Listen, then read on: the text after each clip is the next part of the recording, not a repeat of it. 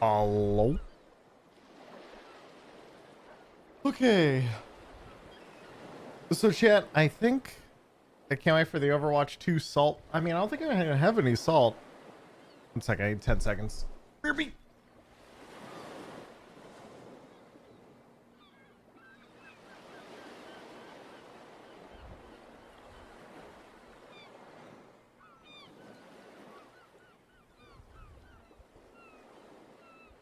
Okay, I'm back.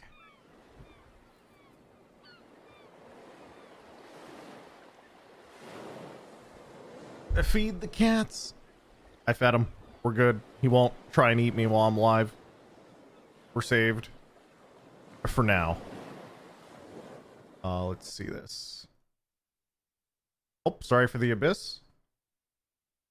I am slowly getting things going. Also, wait. Boom.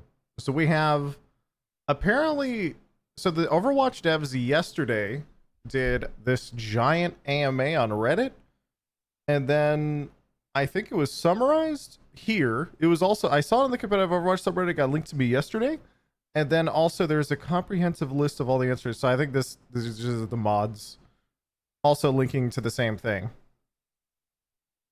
But yeah, should be cool. They actually do dark mode. My eyes. How do I do dark mode if I'm not logged in? Seagull, I don't know if you saw, but Jane is currently missing according to the police. Wait, what?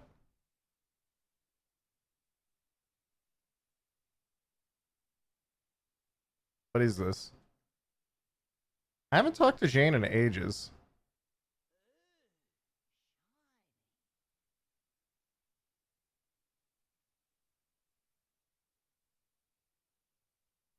Wow, okay, what the fuck?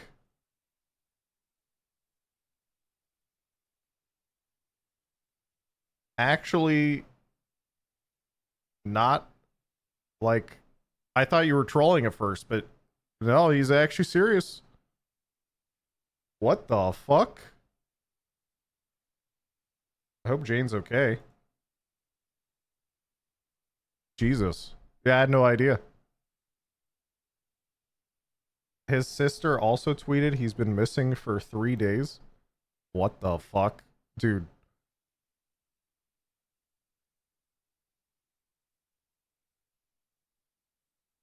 I haven't talked to him in a while. I think the last time I talked to him was a couple of years ago. Damn. I don't have like I don't know anything to do, but I hope it all turns out okay, but that's crazy.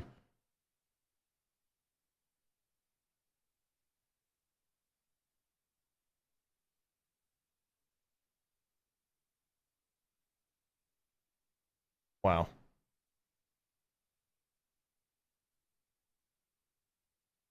Who is that? That was although I'm trying to think, he was a really big like educational content creator in the Overwatch scene from like I want to say probably 2017 to like 2019ish, and then he just kind of stopped. And I remember he went to Facebook, and then I remember he became a coach for Dallas Fuel. He did a lot of stuff actually. He's done a ton of stuff in the Overwatch scene. He also did like a shit ton of events, and like he had a bunch of stuff going on all the time. But apparently he's missing, which is crazy.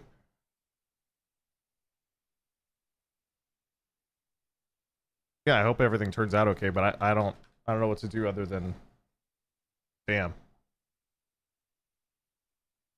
I used to watch his Guess My SR all the time. To be fair, Guess My SR is an insane like that is actually like a really fun video to watch, all of his Guess My SR videos and everything. I think everyone in every game just yoinked all that stuff. Arius, Lexi, Ganuza, Hunk, thank you for all the subs.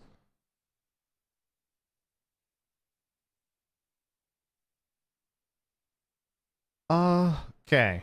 Let's hop into this stuff. Please use dark mode. I can't use dark mode because I'm not logged in, I think. Is there a way? No, it just says I can only change the interface language. Let's go, Seagull! Donated the last 2 years. Let's make it 3. Holy shit. Let's wish Sonic the Hedgehog a happy 31st birthday.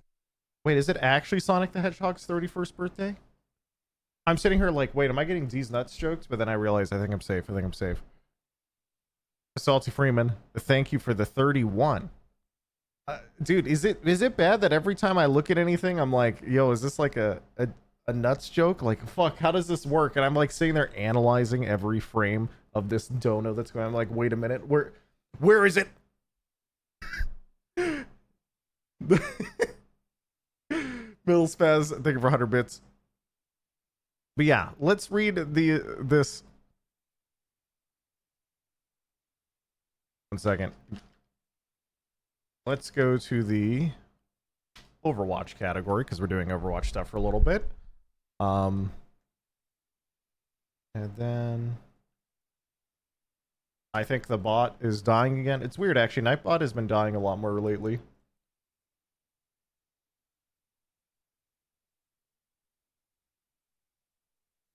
Okay, there we go. OW2 dev hour question mark? Yo, relax. Neon Sky, thank you for 17 months. Alright, let's read. What do we have? There's actually, holy shit, there's a lot of fucking responses. I mean, to be fair, how many people were doing this AMA? Joining us today are 1, 2, 3, 4, 5, 6, 7. There's 8 people, and then the Jody and Andy from the community. So there's 10 people essentially working on this AMA yesterday afternoon, and they were there for 2 hours from 1 p.m. to 3 p.m. answering all the questions. That's a lot of stuff.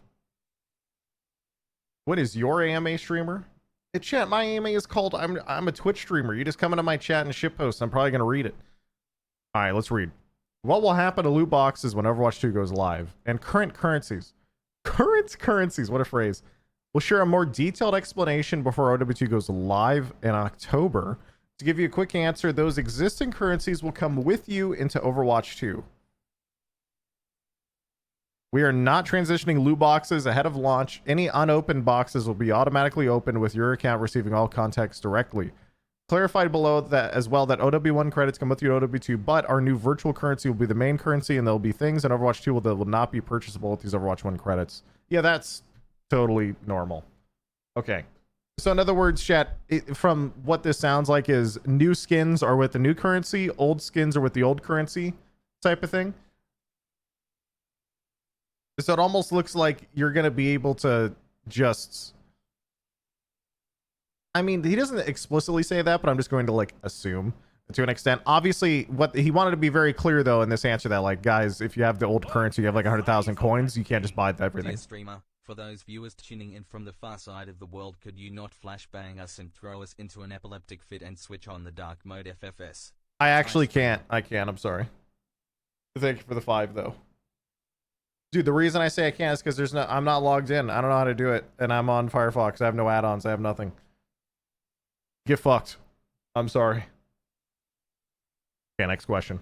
A while ago, you announced meaty changes for Symmetra. What are the goals of her mini rework, and what can we expect? I mean, the answer, I wouldn't call it a rework. It's more tuning than changing the mechanics. Okay, that's not a rework, boys. The general goal is to help improve her mobility, enable her to better react to 5v5. Can't go into all the details, but things like a shorter teleporter time and faster secondary projectile speed. Okay, so in other words, it's just they're just buffing Symmetra. Okay. What are your plans regarding maps that go unused? Will be repurposed? Okay, they're in custom. Some of these questions, by the way, chat, I'm gonna skim because I don't care. Like, I love Temple of Anubis, but I don't care if I see an Overwatch 2 because I've spent like 20 years of my life on that map, probably in 3 rounds. And so if it disappears forever, I just don't care.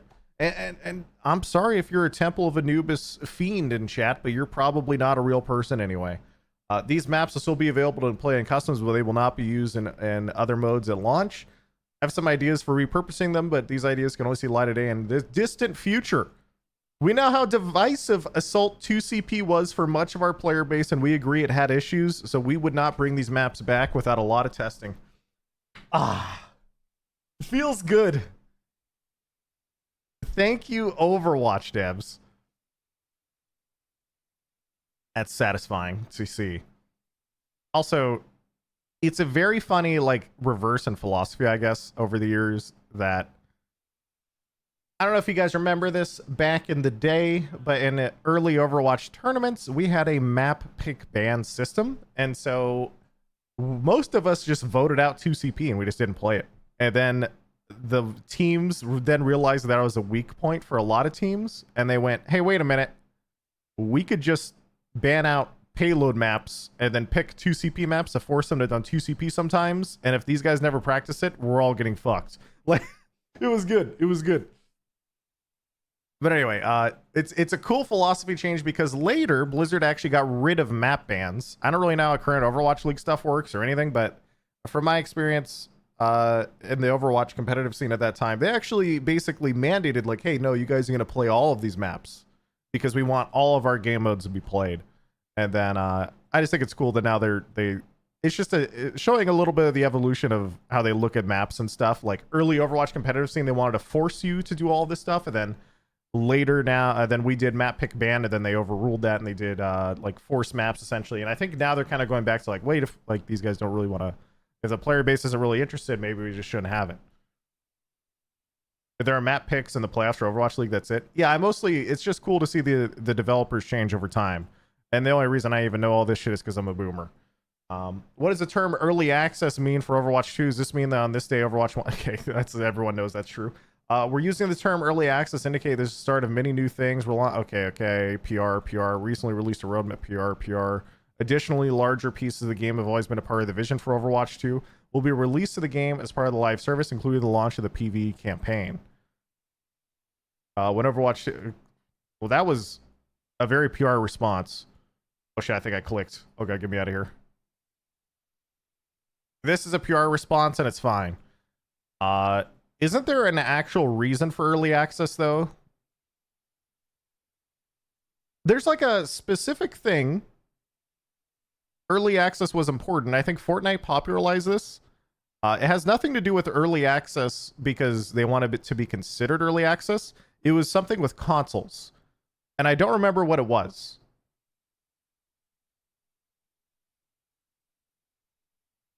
Early access makes updating easier on consoles because, it has to do with PlayStation certification. Oh, okay. So in other words, Aaron Keller isn't going to come out and directly say that, but if you're a turbo nerd, I've heard that, like, just he's giving this PR response and they're never going to come out and directly say it, right? But like that became popular in Fortnite. I remember hearing about that at the time. And so yeah, very, very it's a funny response because it is legit just it's the PR response when we all know the reason, but we'll roll with it. Will MMR for competitive play be reset on accounts rolling into Overwatch 2? Answer from Scott Mercer. We won't be performing a complete MMR reset for Overwatch 2, but we do plan on lowering the MMR of accounts who have not played in a while as part of a new decay system. A complete reset would mean that games would be completely imbalanced for weeks or longer across the entire service. We don't think that'd be a great experience for everyone. Guys, how can people meme about Overwatch 2 just being an update and then simultaneously ask for an MMR reset? Guys, why would a patch reset my MMR? I'm just thinking about it.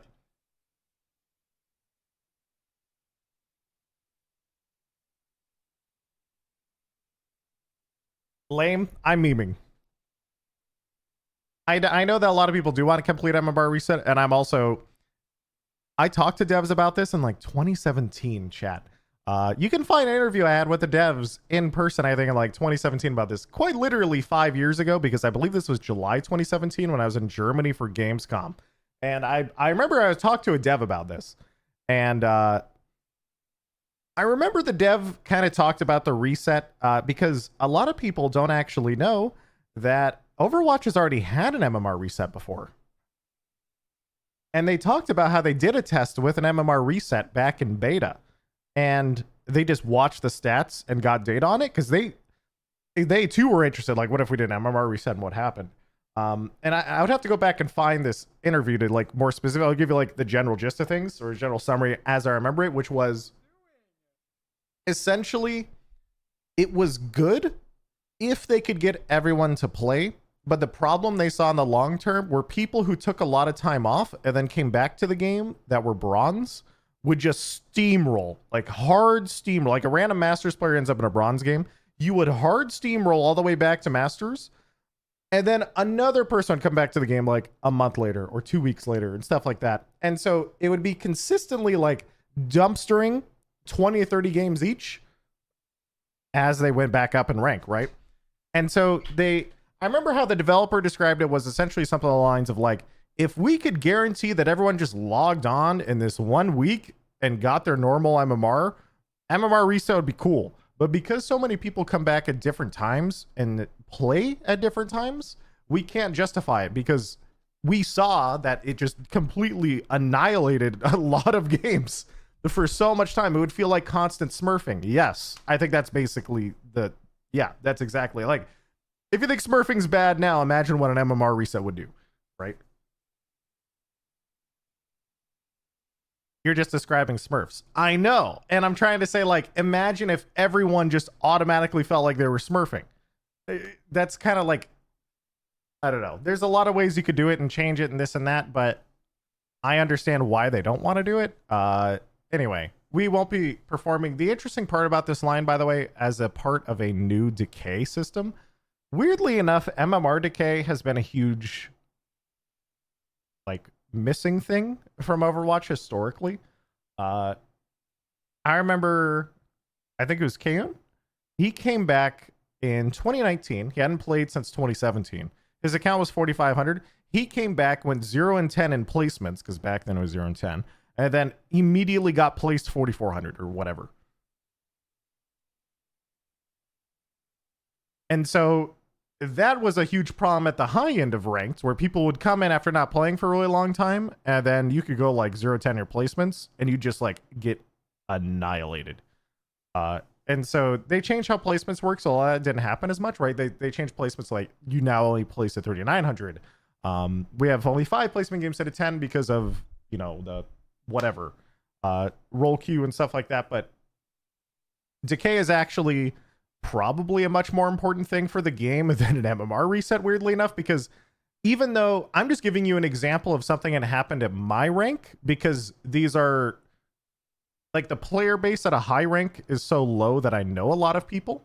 And so a lot of the time when people come back to the game, they're so rusty. And it's like, yeah, they actually will get back to their rank over time, because if they were that good, they will probably be that good again. It's mostly just about the time and how rusty in the in-between. And so in the in-between, though, they're going to just be dumpstering like so many quality of games. But that's something that happens at every rank, is what I'm trying to say. Like, I only noticed it happening because I knew somebody it happened to, and I knew, like, I saw it happen on multiple occasions. Even for me on my alt accounts, I think I still have an alt account at like 4,600 SR, and I haven't played on that account in like 4 years. If I logged into that account, I'd probably be put against a rank 1 player right now. And I haven't played on that account since I was a pro player. And that type of thing happens to everyone, though. It's not just me. And so the decay system is actually probably going to end up being more impactful than an actual MMR reset in the long term, in terms of like positive changes. But anyway, back in 2020, Jeff Kaplan, borders are going away. Have these plans changed? We still plan to remove levels. We do want to celebrate this legacy accomplishment. We want to display your portrait level in your profile when we launch Overwatch 2. Oh, I think that's actually cute. If they just want to clean up the tab and they allow you to have it on your profile, that's actually cool. That's cool. I like that. What's it like filling in as a game director? Been part of this team since 08, going back to Project Titan. I have a deep connection to this game, deeper one the team. I have a lot of feelings about being game director. I feel so grateful and honored. On a responsibility, I do lose some sleep. Not always easy to know what the best way forward. Let's see.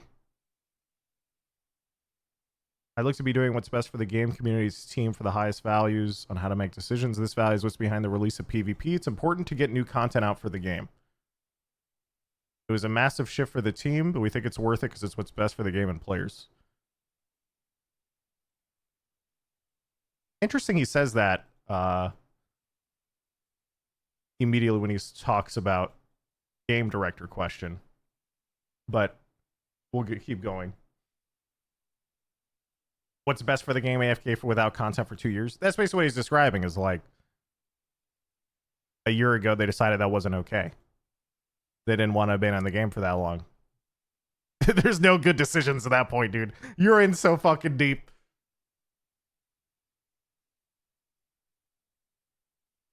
Also, I can't help but notice a lot of people are confused about the lore when the events take place.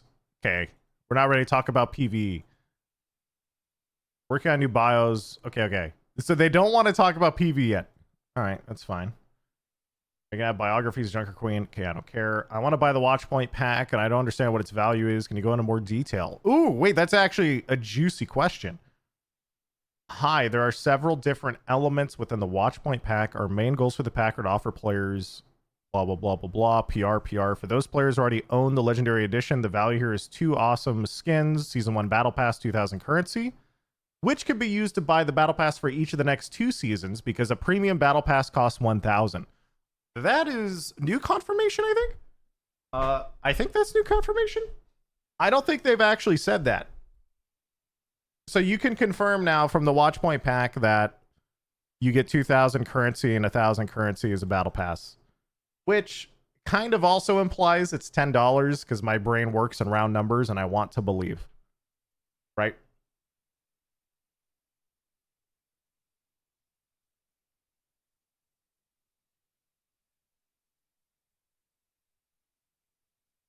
And it also,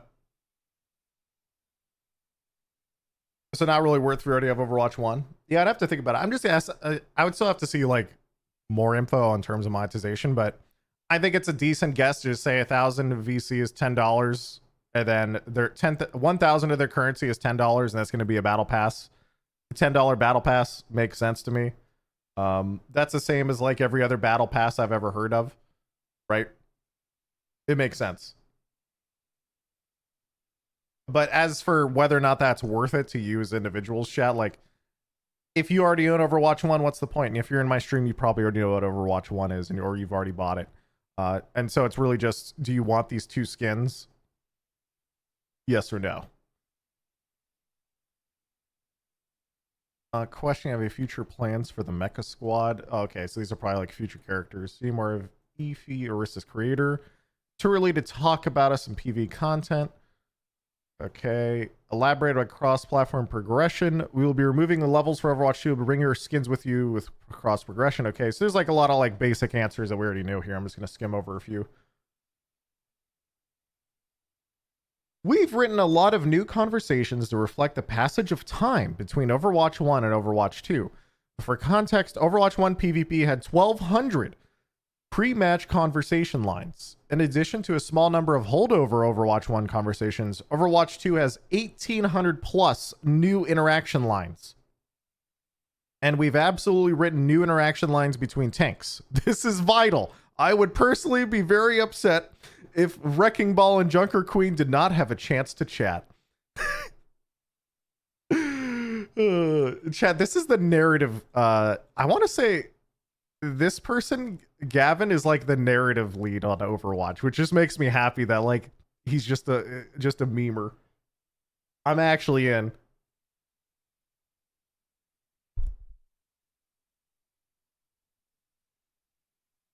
But how will they chat with only one tank? Because it says here people might play tank duos in open queue. It's asking like, it's basically Gavin is saying that we probably, I mean, I'm going to take this, by the way, as it sounds like they probably recorded some of this stuff before 5v5, and now that there's only 5v5, some of these tank interactions don't exist anymore in the normal gameplay, but you can probably just see them in open queue or custom games. That's what it kind of sounds like still. I think that's just cool. Why not? That's just cool. Exposed. I'm just like, they did say Junker Queen was always 5v5. Well, okay. In Junker Queen's case, yes. I'm just trying to say that, like, you know, it's not just about Junker Queen in this case, right? They probably have tanks interacting with each other, and that's actually a good question. I never really thought about that. it's weird to think that like tanks can't talk to each other in 5v5, right? Because there's only one tank on your team. It's weird. But I guess you could, they still do. And there's obviously most of the lore interaction will probably be PV anyway, but I understand. And this person says like, no, we actually do have those still. Like they're still there. You're cool.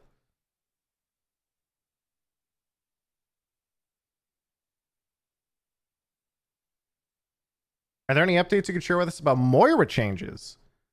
We've worked through a few more iterations to give Moira additional utility. It is not in the upcoming beta build yet, but I believe we will patch it in at some point for all of you to try out. Okay, so in other words, this is just saying that you will not see Moira changes on launch of the beta next week, next Tuesday, but you will see it shortly after in a patch. Siegel, with your dev talk with Scott Mercer, I found the part about the MMR reset.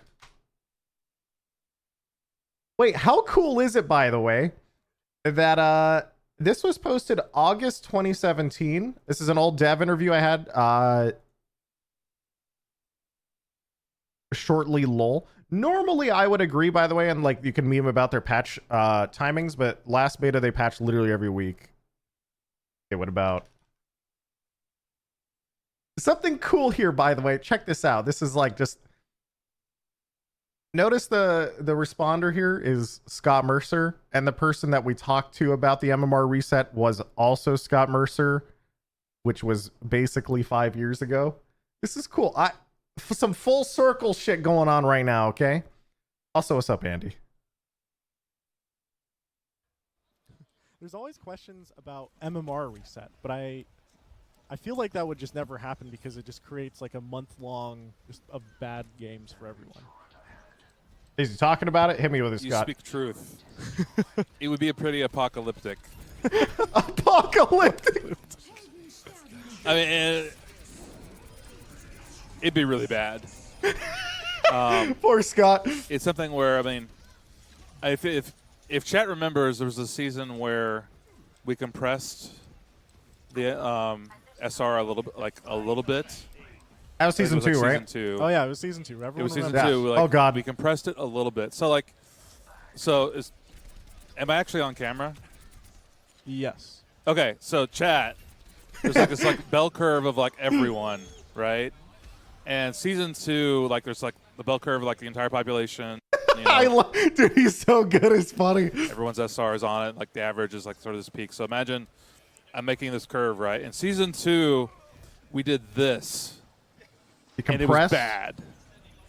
Everyone noticed and was like, "Why are our matches like so bad?" So what the MMR reset is suggesting is like, let's go from this to this, Flatten it out. and it would be it would be horrible for a while. A while.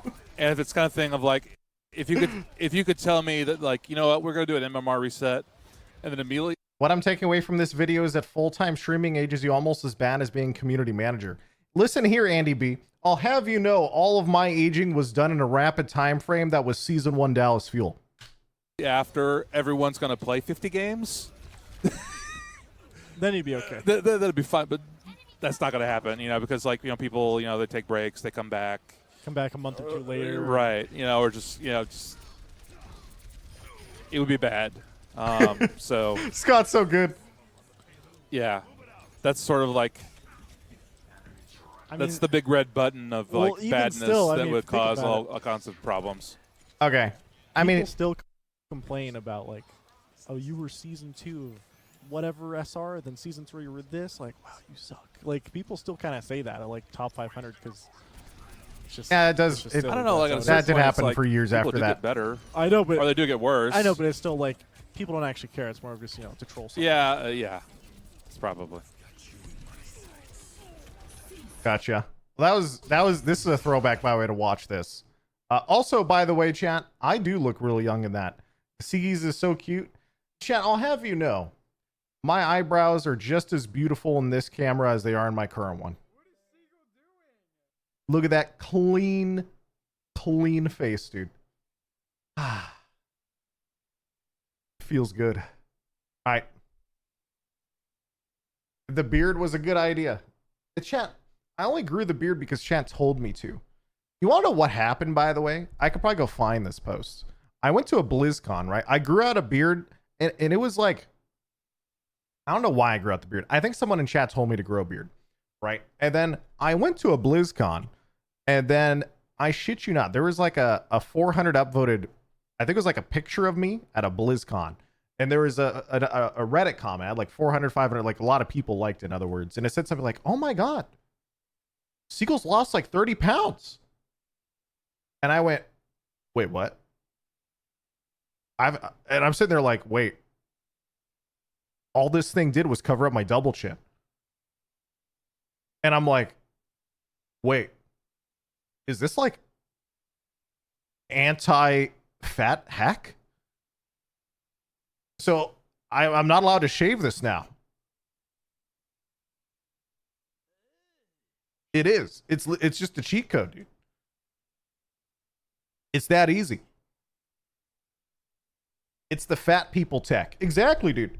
And so I sat there, I'm like, okay, I guess I'm not going to shave the beard now. And occasionally I do actually shave the beard, and like, I mean, my beard right now is probably a little bit out of control because I haven't trimmed it in weeks or whatever, but you get the idea.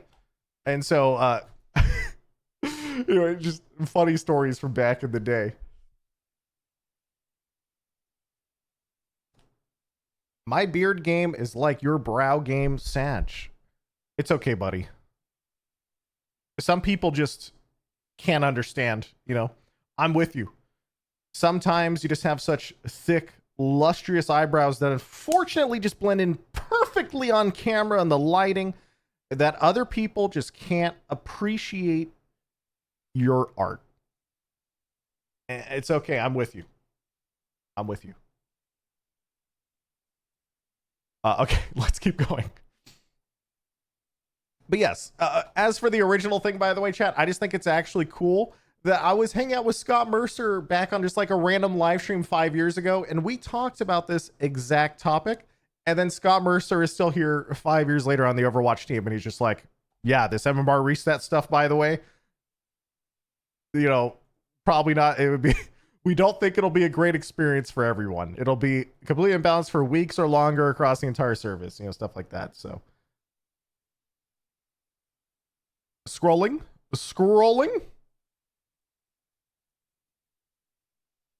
All right. Where were we? Overwatch 2 include new hero redesigns. Expect to see all looks. Oh, the upcoming Overwatch 2 beta will include all new looks. They have not confirmed that one yet. So we actually get all of the proper new models in then for Overwatch 2. Battle Pass price.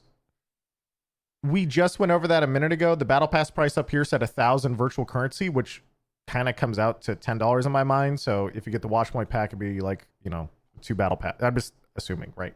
Like $20. So yeah, new upcoming beta will include all the new looks. All new looks. So it sounds like all of the actual cool stuff out there. Hoodie Genji. Look. There's a difference between Hoodie Genji. The Hoodie Genji is definitely going to be a skin of some kind, I assume. I don't think it's going to be the default, but what if it was? Okay, I don't know. But yeah, the new looks are going to be there.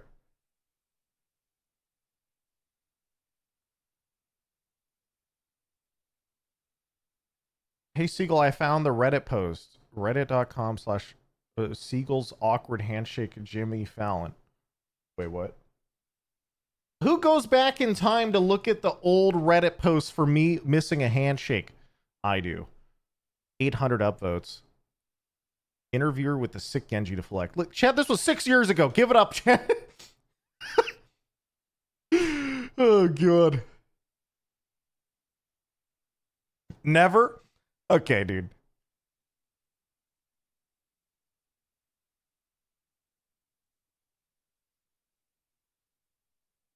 Okay. When approaching map design, what's the philosophy behind push versus escort? Feels like different playtesting as push maps are intentionally designed to be more chaotic due to high amounts of flanks. Can you expand your thoughts? Ooh. Actually true, because I think all of them, they do all have insane flanking routes, right? Biggest and most, this is kind of a turbo nerd question for the gameplay friends in chat, but biggest and most obvious difference is that the path at TS1. So can we just... We got to rename TS1. not because TS1 is a bad name, but it's too hard to say. He can't be named like Bob, but maybe like Bill or Timmy or I don't know. Pushbot, Jason. Yeah, Jason. We need something easier to say in game. Much longer to allow multiple team fights to occur before a team can win. At the same time, it's important that run times don't become too long. So that led us during map design to find paths that looped around, such as in Colosseo or snakes back and forth on New Queen Street. During early playtests, we quickly realized this meant there would be a lot more flanking opportunities and cool places for team fights. We all thought it was really cool and created a very different feel than our previous escort maps. I kind of like that. They just told you the whole design straight top to bottom. We're like, yes, we came up with this idea, but then like people took too long to run back, so we tried just looping the route a little bit, and then there was a ton of flanks. So we thought it was fun, and then we polished it. I think that's how game design works a lot of the time. They just start in a place and they start going. They're like, yeah, it's pretty fun. They just keep going. Nothing is hardcore planned out. Hanamura was shown as a payload map, but you're saying they won't do that. That screen was just a prototype. We do not have a payload map of Hanamura. True. I'm not a map designer. I often join their playtests and talk to them about thought process with regards to this. Game modes and spatial design. Converting these maps to payload would be a huge effort. The prototype, the mode I would like to prototype for an assault replacement needs some of the tech we're developing for PvE, but that's just a sparkle in my eye. A prototype? The only tech relating to maps and PvE I can remember is BlizzCon last year, so about like what, just over a year. It had different parts of the environment open up. And they showed off that in PvE, where like there'd be like an entire, like the map would significantly change and you'd go into like a different portion that you'd never go into. But that'd be kind of cool. What are the team's thoughts on specific numbers on hero info screens, reps, and other? Okay. As a convicted, oh god, dude, he's saying he's also a sweaty gamer. I love the idea of giving players very specific info about hero mechanics in the game. I agree it's helpful. Having said that, we haven't updated the hero info screens for Overwatch 2 with this type of info. All abilities have been reworked with new text. We're also giving players more info than ever via new scoreboard and new after-action report system. I'm proud of the progress we're making in helping players learn our game, but I think we can do more. If we add this detailed info, I expect to see it in a new format, not the F1 screen, because F1 is intended for newer players. Okay.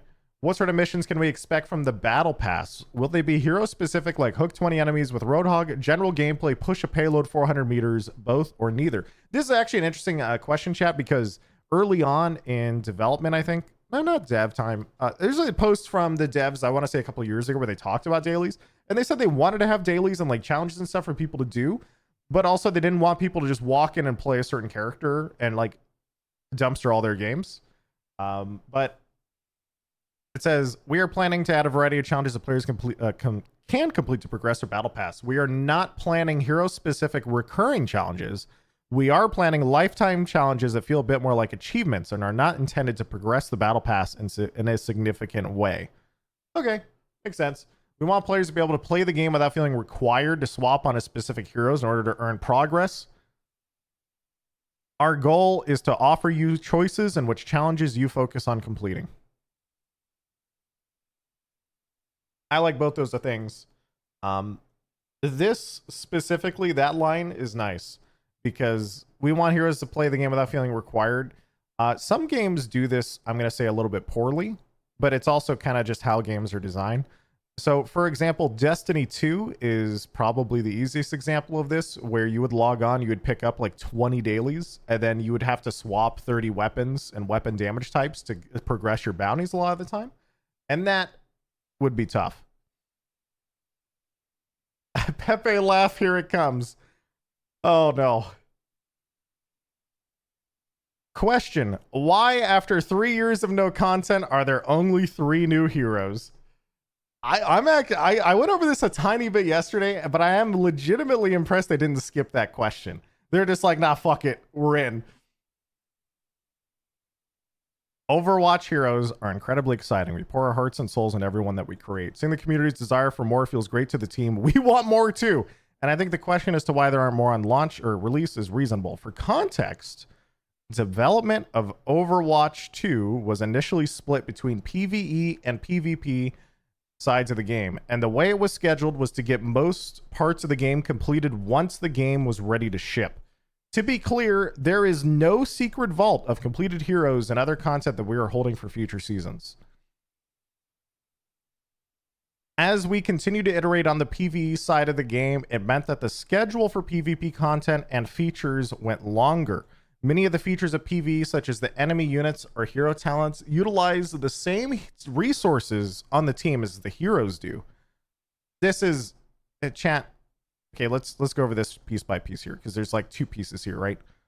No secret vault of completed heroes and the content that we're holding. This is 100% true, but also I think this is kind of a response to what a lot of people would have, that immediate reaction of like, oh, they're holding back content for future seasons or DLCs, blah, blah, blah. It's like this old school gamer thing, but they absolutely have heroes that they are further in development time with, because the wording of this says completed heroes. It's like, no. They have characters that are probably further along than others, and those will be in the next seasons, right? So like the character, like I guarantee you this, the character after the first season or whatever that's coming out, that's probably really far along. It's not done, but it's probably really far along because it's coming out sooner than the others. That's just normal. That's like normal dev shit. And so there's no reason to like get antsy about this. But also what they're trying to say is like, guys, we really are this slow.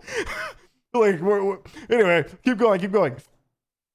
Many of the features of PvE, such as the unit heroes or talents, utilize the same resources as heroes do. This is actually just confirmation that it's what we already knew, right? That the same thing here being that they had to take people off of that were normally developing the game to go make PvE features. And the PvE features says enemy units or hero talents utilize the same resources. For us, it's more important to start shipping content as soon as we can rather than holding the release of the game or to create more. This is also the reason we're so excited to go free to play and release content on a seasonal basis, namely to release content when it's finished rather than holding it to put in a box. True. It feels good. In order to succeed with our new plan, we've grown and restructured the team. We're over 3 times the size. We have big plans beyond new heroes, maps, game modes, and accomplish these while creating content for our seasons. It takes a lot of resources and planning. For instance, we have several heroes deep into development. The season 2 hero is almost finished. We're in very stages of playtesting for the next 3 heroes, 2 of which are supports.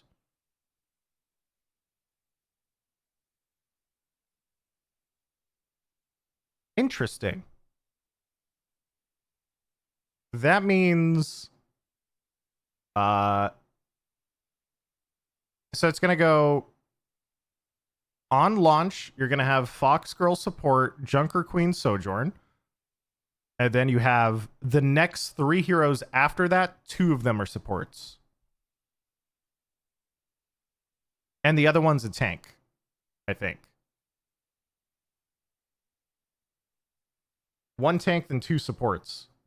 We're getting a tank in December. Yeah, so we get 1 tank in December, then 2 supports after that. So you already know like all of the chat. They basically just told you all the next what the next heroes are going to be for like the next, what is it, 9 months. Now you know. There's a late answer to this question that is not in this thread. Wait, can you link me? I want to read it. He's talking about the 3 heroes after the tank. Oh, really? Okay, wait. What is this? Oh, yeah. This jumping in late for this one. Wait, what's the... What do you think has been the biggest time sink development-wise that fans might not understand? I see a whole lot of, it's been 3 years and this is it. Might be worth a brief rundown so people can know. I can't speak for everyone, but for some insight into the hero design team, and this is senior hero designer, I think that's Josh No. We've had a significant amount of time dedicated to creating talent trees. We previewed some of these at BlizzCon. For context, there are 40 to 50 talents split into 3 trees per hero, and each of these trees has a few talents that are similar complexity to creating a new ability for a hero. Heroes in Overwatch usually have 3 to 4 abilities and a weapon, so prototyping a new hero is actually faster than making talents for one in terms of design time and scripting, not counting all the real production and the art that then has to happen. there's 36 plus heroes to do that for. Then we also have the PvP side with 5v5 rebalance hero works and new dev on top of that. That's not at all surprising, by the way. Josh was on Sigi stream when Sigma was launched. Yeah, I actually had the interview. I actually had the opportunity to talk to Josh No when I went to Blizzard in July 2019. I think it was. Yeah, July 2019, because it was Sigma launch. It was on my birthday and it was really cool. But anyway, that is also stuff that we probably already know about, but a lot of people haven't actually talked about, which is, if you guys remember BlizzCon Online from last year, they talked about how each one will have a full 3 talent trees each. That almost remind me of like vanilla World of Warcraft, but a little bit more interesting, where you had 3 talent trees and you create builds, right? And so they actually showed off like Mei turns into a snowball with one and you start rolling around.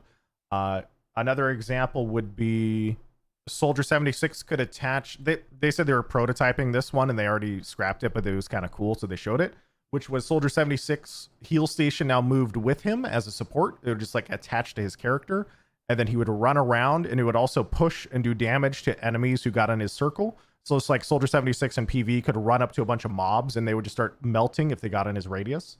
You know, there's like all sorts of stuff like that. But all of that stuff, what they're saying is doing that and creating all those systems, they just said straight up, it actually takes more time than making a new character, because a new character is just 3 or 4 abilities and then you start tossing it in and testing and play testing before they even get the art or anything else in. But when you talk about talents, that's a whole lot of stuff that needs to be tested top to bottom and all this other stuff.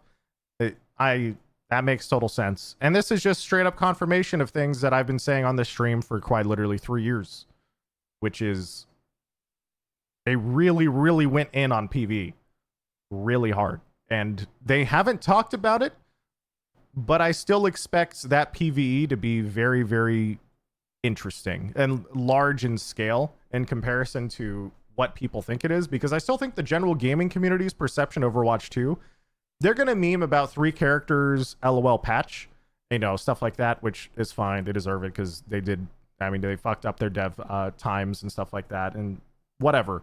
The point is, though, that most people also looked at the PV as just a linear PV campaign.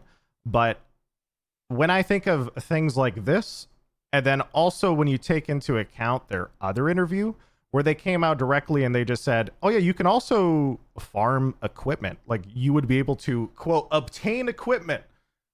You level your characters, you have full skill trees, you make builds, and you obtain equipment. It's like, dude, in the Overwatch universe, guys, you're kind of like competing with Destiny at that point. Like maybe not to that extent, but like it kind of feels like you're going almost in not in a looter shooter genre, but like maybe a little more like Vermintide Overwatch or like Left 4 Dead, right? Because they were also lowered the player base down to 4. And I think Vermintide or Darktide would be actually a more similar thing, where it's like you have this, and those games are very similar actually. You level characters, you get gear for them, and then you get talents and you create builds.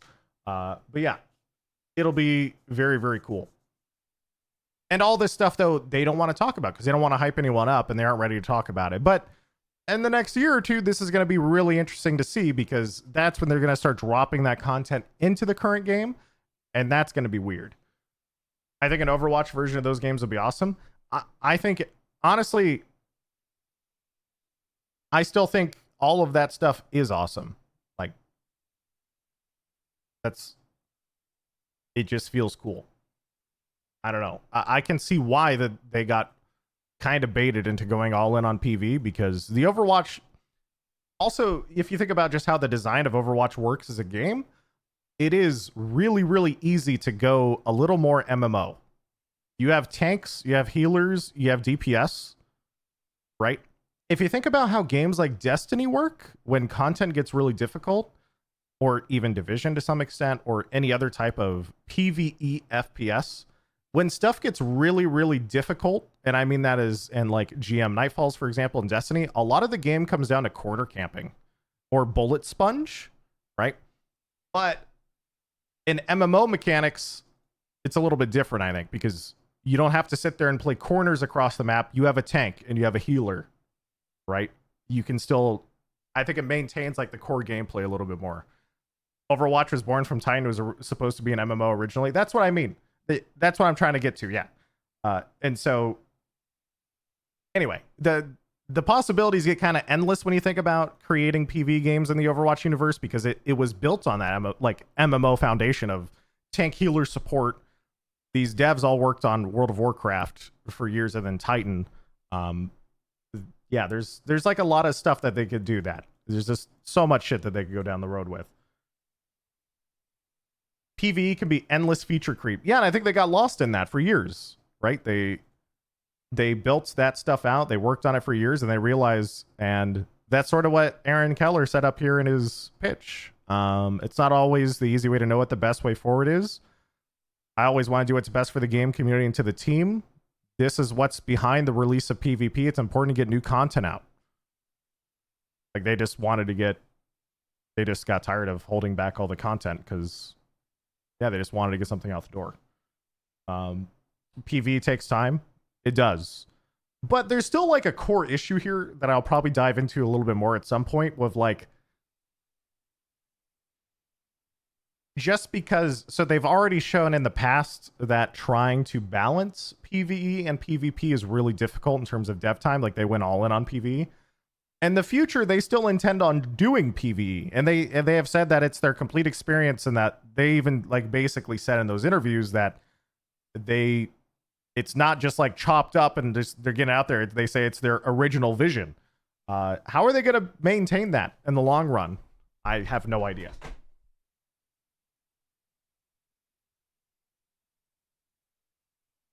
Whatever makes them more money will get more focus. That's what I kind of viewed, actually, historically, when it comes to the Overwatch franchise, is like Overwatch 1 didn't get monetized as heavily as it should have been in comparison to competitors. And so they came up with this really cool idea for this big PvE game. And then they got lost in dev time on it. And because there was no incentive to keep up with Overwatch 1 content, like they could do that. That's why you didn't get updates for 2.5 years. There was no equivalent of like a battle pass. There's no new characters. They're making whatever. Capitalism. Yeah, that's what I'm trying to say. And so in the long run, I actually do see that core, and I still think this is true, by the way. I know nothing about PvE and Overwatch, but I know the Overwatch community, and I know what these developers are good at, and I'm pretty confident that like no matter what, just knowing them, it'll be pretty good. And so the idea that if you have a PvE game and a PvP game with the people who have this much PvE experience, how are they going to balance that in the far future when they this is like a long-term problem, 1 to 2 years out, right? How are they going to balance dev time between PvE and PvP in the future? I'm pretty sure about this, that the Overwatch community is pretty casual, and I think PvE will end up being more popular than PvP in the long run, if it is actually good.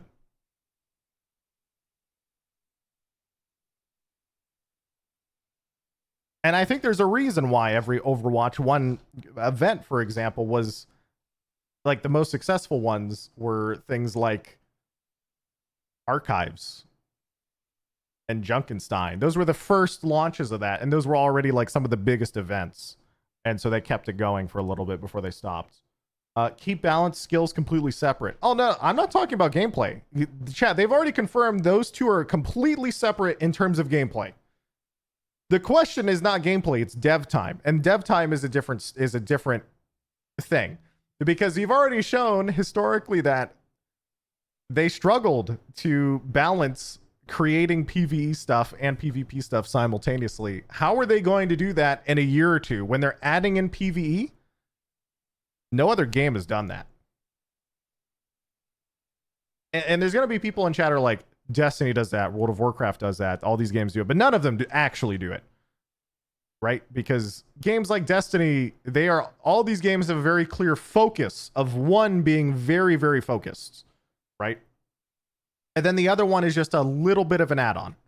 No one who plays Destiny regularly is going to walk in and say Destiny is PvP first and foremost on all, like, oh yeah, I can't wait for that PvP expansion to launch. Like, that's just not how that works.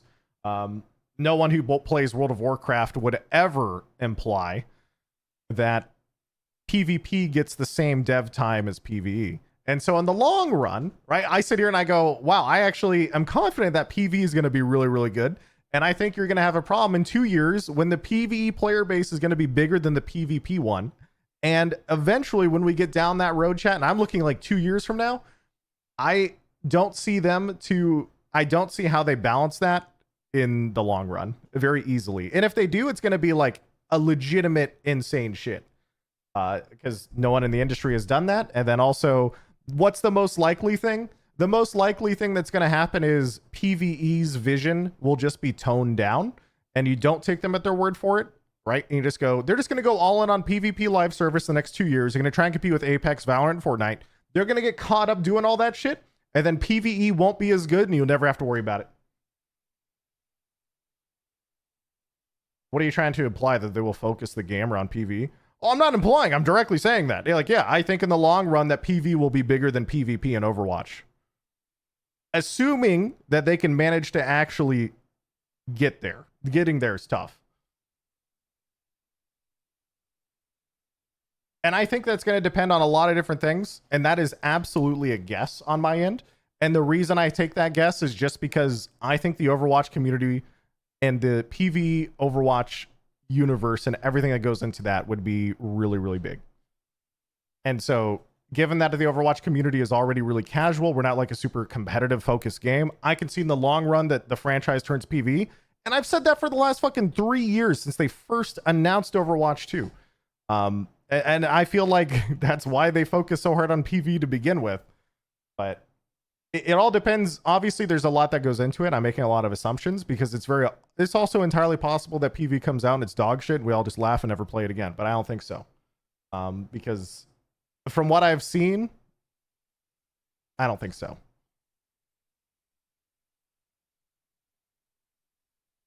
Anyway, let's keep going. Now you guys know my fears for the Overwatch franchise in the next 2 years. I can't wait for our Race to World First split runs for an Overwatch raid release in 2025. True. Although, to be fair, the moment you bring in the word raid into Overwatch, that sounds fucking sick. So, I'm in.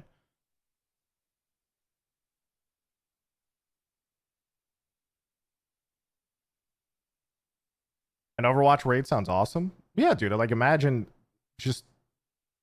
There's so much things that could go into that.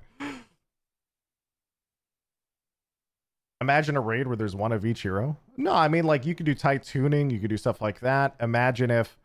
I mean, the raid is the easiest comparison because we know that Blizzard has made 1 million raids in all their other games, right? And so you walk into Overwatch, like, Overwatch PV game. Wow, what if they made one of their raids like this? Their other game has made 1,000 raids. That would be cool. The game doesn't have an open world, though. Yeah, that's the interesting part, because you're still, at its core, changing a lot of stuff. When the PV feel weird when there's no weapons to earn? Well, keep in mind, okay. We don't know how any of that stuff works. I'm going to assume that most of that stuff, like, you're not... I can't imagine you're going to be able to grind guns, right? But that's how other games work. I don't think that'd ever be how Overwatch works. But you don't need to grind... Gear doesn't need to be like a huge progression point to still be interesting. There are tons of people who play Final Fantasy XIV, and I promise you, none of them care about their gear at all after, like, the first 3 weeks of a new tier coming out. They're 99% of the time, new gear and MMOs are stat sticks. It's literally just like a number and it goes up. It doesn't have anything like specific to it, and there's very few exceptions.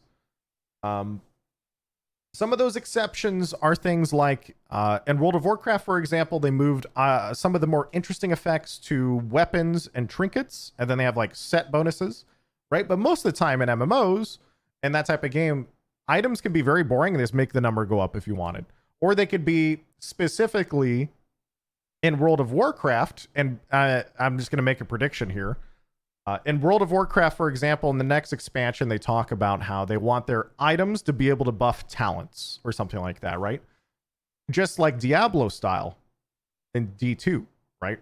And so imagine if your builds were then based around your items giving you certain talents, which would then allow you to like change your build. It's like back and forth iterative like that, right? Anyway, there's all sorts of like shit that they could probably end up doing. I'm just making complete guesstimates based on basically predictions and anything else. Emong and Flats are now chatting with Overwatch devs about Junker Queen. Right now? Isn't that kind of... Wait, did they even announce this? Twitch Overwatch. Having a Junker Queen Q&A? Oops. Chad, I feel like they did not announce this at all. Is this like out of nowhere?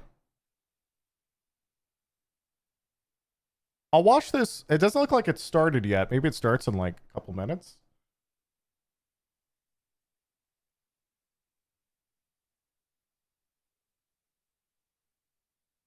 Interesting. It was pretty out of nowhere. Yeah, that's definitely out of nowhere. That was really weird.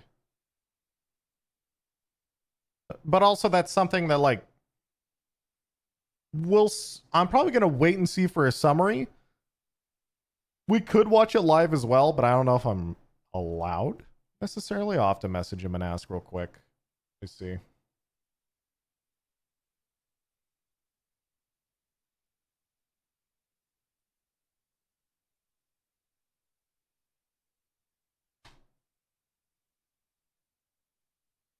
They said we are allowed. Oh, interesting. You are allowed to restream. Oh, shit. Okay, I might watch that in a little bit then. The thing is, if they're kind of announcing it out of nowhere, I'm not sure if I'm super interested in watching a Q&A on Junker Queen. And this is also my selfish reasons. If you guys, I don't know how you guys do stuff like this, but how I usually do games, I try and go in as blind as possible. So as an example, back when I did, trying to think, I went to Blizzard in 2019 and I showed off Sigma, and then I think I've done other hero reveals. I've had the opportunity to know things or even like log into my PC, like maybe even 10 minutes, 15, 20, 30 minutes before I go live. And I try not to because I want to get the authentic blind experience. I want to just go in and just play it and know nothing. It's almost like watching a movie trailer, then getting spoiled of too many of the things. I want to have that authentic experience. And I think that's really underrated in games these days. I don't know why, but it just is. Another example of this is Elden Ring. When that game came out, dude, man, everyone went in really blind. No one knew anything. You just ran around and you had a really good time. And nowadays, if you try and play Elden Ring for the first time, and imagine if I tried to stream it for the first time, there's probably people like, oh my god, streamer, why are you doing the optimized leveling route? You're supposed to go over there and pick up this weapon and go over there and get that ring. Then you're supposed to skip that quest and go there. Why are you doing this? You know, you want to go in with the clean feeling, knowing nothing, no min-maxing, no degenerate neckbeard gameplay, just you and your brain coming up with cool things. Anyway, and that's more of like a general thing. I'm okay with everything. Just looking up a Q&A live stream. If you want to go do that, go for it. I'm probably not going to watch it. I'll look at a summary later. People were still saying that day one, though. You're right. They were. And it's okay. But I think that tendency and that urge to min-max is, you know, in video games and like the modern era, and I see this a lot in MMOs, people min-max for the smallest percentage of return that barely even matters, and they can do almost anything they want, and you're still going to be fine. But anyway, let's keep reading this. Let's go through the rest of this AMA, and then, wow, there is still a decent amount. I'm going way too slow. Let's speed this up a bit, because I've been ranting at random shit for a while. This, to be fair, was an absolute huge question to just hit. Why are there only 33 new characters? And they hit us with the response from multiple people. Also, Blizz Casey, we're also excited about how much work in the last few years. New heroes require a massive amount of work for so many departments: design, art, tech, art, animation, visual effects, sound, and many others. Now come with additional skins, weapons, animations. We've also done complete visual rework for all 33 characters.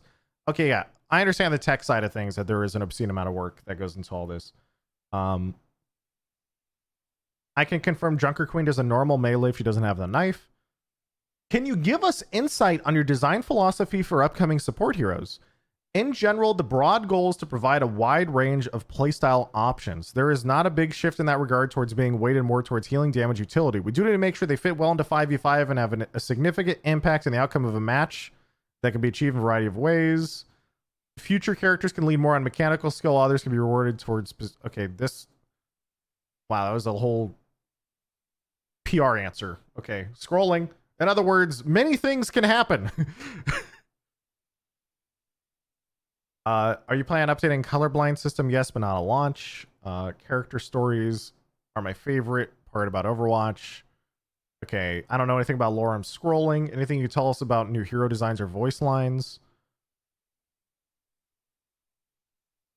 Okay, will console get aim assists when playing with PC players?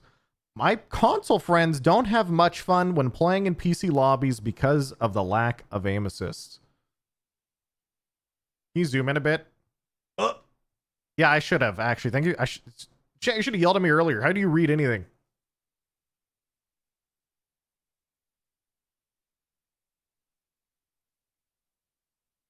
We have no current plans to enable aim assist for console or players who are playing in parties with PC players.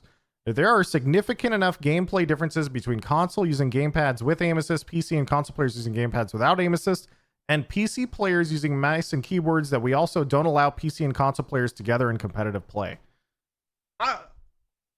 Okay, there's two parts of this for me. Okay, let's go. Good. Okay, there's two pieces of this for me. The first one is how fucking cool it is that we actually have a developer who's willing to say we want crossplay, but you will not have aim assist. And I think that's hilarious. Just the idea, dude. Dude, imagine you log in, dude, you hit tab and you see a controller player on the other team. You're like, ah, shit, guess I'm going Pharah, boys. He can't aim.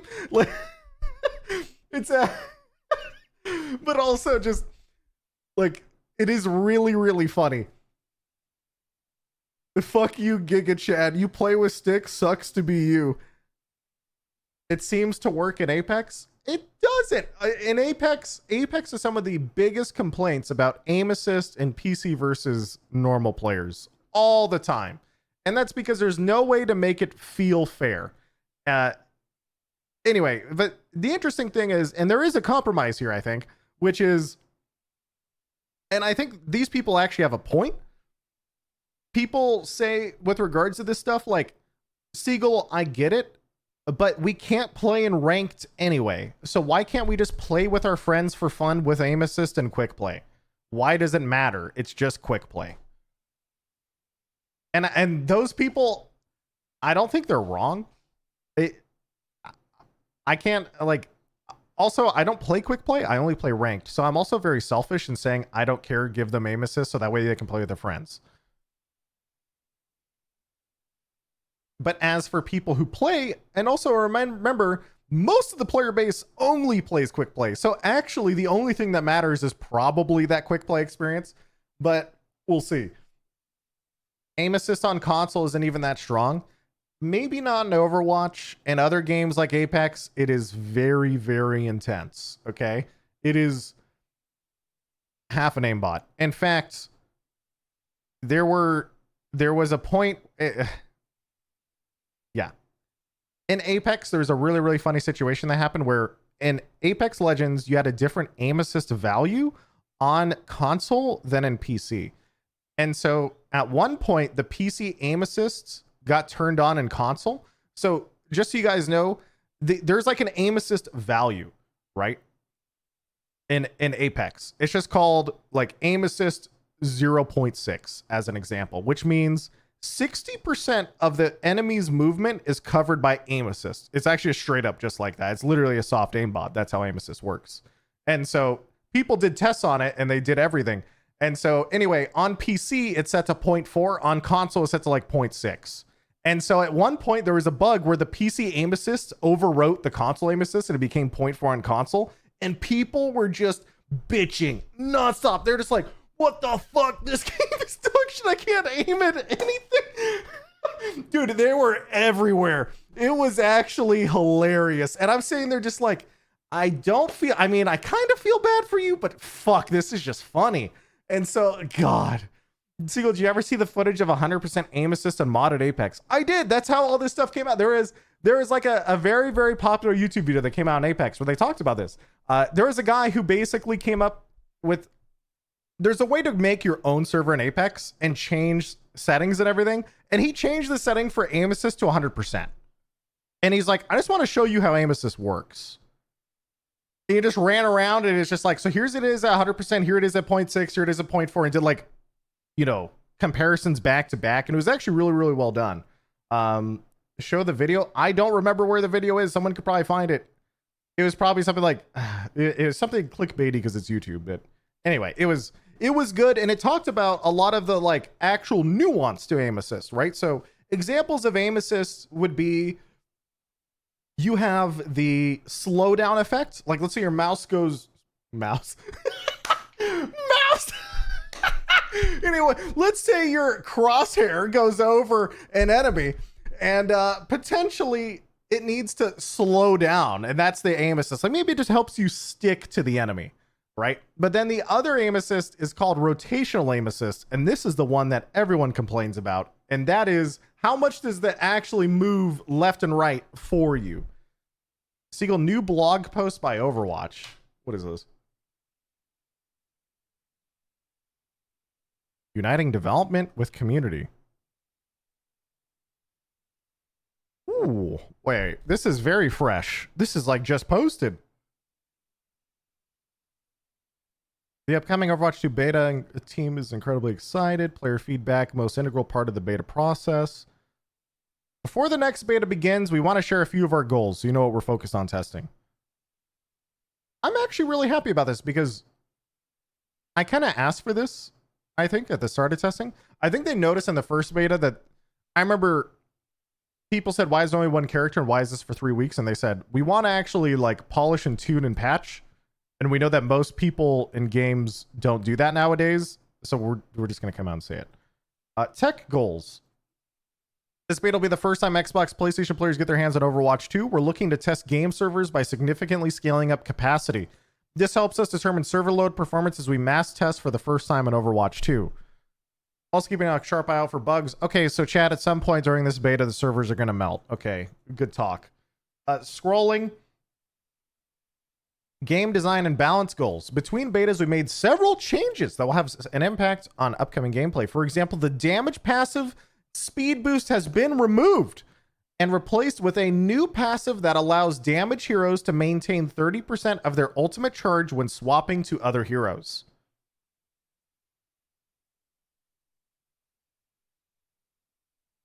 Okay. I'm actually down to remove the speed boost change because I felt Overwatch was moving a little bit too fast with that passive speed boost for some characters, and it was actually kind of annoying. And they just should have said, fuck it, remove it. And that, but 30, so you keep 30% of your ult when you swap to a different character.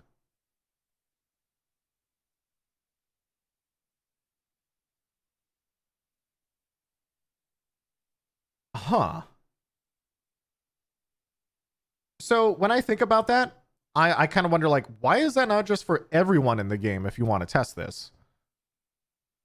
But then, so there has always been the natural tension of swapping characters in Overwatch where maybe you're halfway to an ult, but you kind of feel like you should swap, but you don't want to because you're like, what if I take one more team fight and I get my ult and that ult and the next team fight after that might just be like, boom, I win. And so now you have less of that loss. You don't feel like you've lost by changing characters. It's kind of trying to incentivize players to change characters all the time. Is it 30% of absolute or 30% of what charge you have?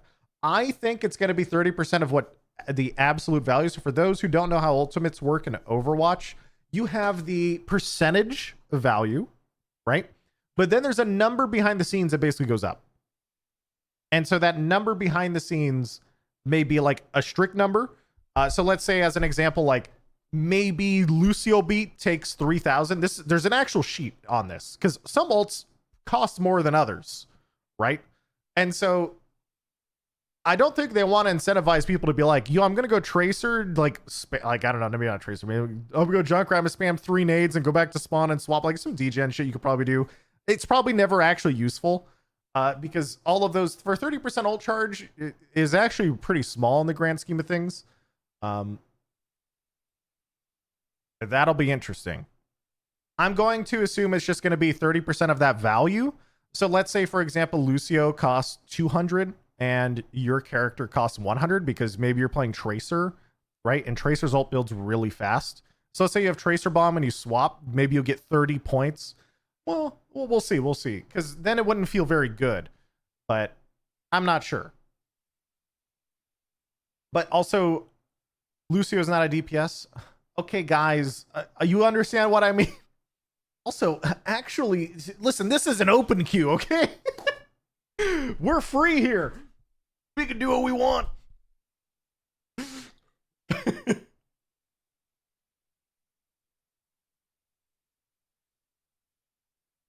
The fact that it says up to 30% of the ult charge implies you can get 30% ult swap and stay at 30%.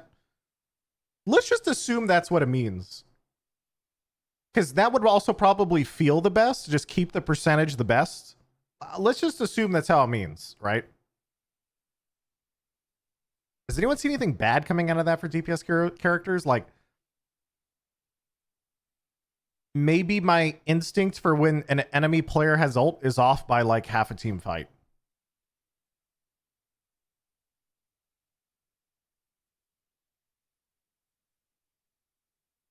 No, if you have 30% ult swap, you get 9. Oh, yeah, sorry. I know what you're saying, but you know what I mean, right? It just doesn't seem like it's going to be that impactful. That's what I'm trying to say.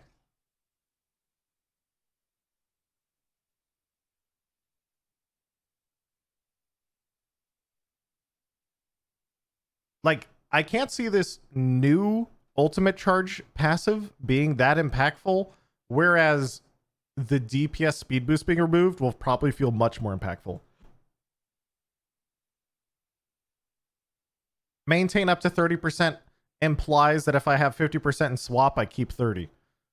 I really do think that's how it works. I just for the sake of what feels impactful to the player, but I'm just going to assume if I have 30% and I swap, it says you maintain up to 30%. So I would keep that 30% on your character. We'll see.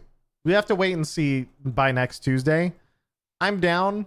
The only thing I'm a little bit worried about when it comes to Overwatch is I feel Overwatch 2 was actually, it felt very clean. And the reason Overwatch 2 felt really clean is because there were also less ultimates on top of being 5v5. And I noticed that actually when I went back to Overwatch 1 for a couple games compared to Overwatch 2, Overwatch 1 feels like fucking mayhem mode. You have ults every 2 seconds, and a lot of that is because there's 2 tanks and people are just farming tanks. But I really actually genuinely enjoyed having less ults. And so I hope that this doesn't make it more insane. And I mean, it's so subtle, I think it'll be okay. If anything, I'm worried about it feeling kind of boring. And we'll just have to wait and see how it goes.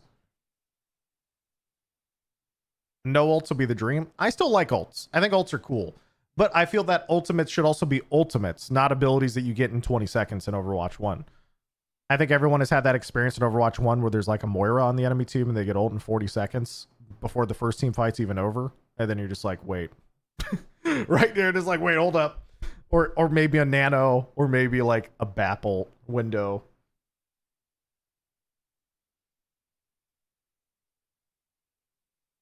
The team is currently ideating, designing, and testing some new abilities we can give existing support heroes, beginning with significant Moira changes coming in the balance patch during this beta. So before, by the way, they did a balance patch every week in the previous beta. I'm not sure if they're going to keep that up, but I kind of hope they do. So in other words, Moira changes will not be in on launch, but they'll be in on a different balance patch. Push has been the subject of some changes. After reviewing player feedback, we've decided to add 2 minutes to the time bank. This will extend the game from 8 to 10 minutes, giving both teams more time to push to the end. Over the past few weeks, we've heard many players request a competitive experience in beta. While we continue to focus our work on deploying a redesigned competitive experience, we've decided to enable a partial competitive rule set that will allow teams to play out the full maps while having backfills. Oh, this is just unranked. Right? This is just a ranked mode that has no rank or rank systems attached. They just want you to be able to play both sides. So you get the ranked rule set, but because they aren't ready with the ranked system, they're like, hey, you guys can still play the ranked rule set of like, you guys get to set the pace and then swap, and you have backfilling because it's not true ranked. That's cool. I'm in. Why don't they just call it unranked? I don't know. It's a beta, and honestly, I don't really care. Like, as long as it's there and it's cool, that sounds fun. It might scare people. It doesn't matter, dude. Who cares what it's called? Everyone gets it. You guys want to be able to play both sides on a map and not have it be over immediately when one team gets to the end in OT, and you want to be able to compete and actually like push the payload a certain distance or whatever. Dude, that's what they're doing. They're giving you the rule set, but because the overarching systems they're like, it's not ready, they're just not putting that part in. That's fine. Continued comms with our players. Just like the first beta, we plan to address balance changes and explain to our players what we are doing and why. Make sure to keep an eye out for more details on additional topics as we close the gap on Overwatch 2's October 4th launch. Thanks for being part of the ride. We'll see you in the second beta. Okay. So TLDR, you guys ready? This is a tech beta to get console players in. There's going to be a shit ton of players. The servers may or may not explode. They are warning you in advance. They're removing the DPS passive and adding an ult charge passives to get your fucking one-trick players to try and swap. They won't. They will never use this passive. Supports can actually run away from DPS players again. Weird. Push, people bitched about not being able to finish the map, so we'll give them an extra 2 minutes and maybe they'll be able to push it to your spawn. You guys want ranked, but we're not ready? Take your goddamn ranked mode, and you're not getting a number, though. Good luck. Also, we're going to continue to have these blog posts. See you later. That's your TLDR of this blog post.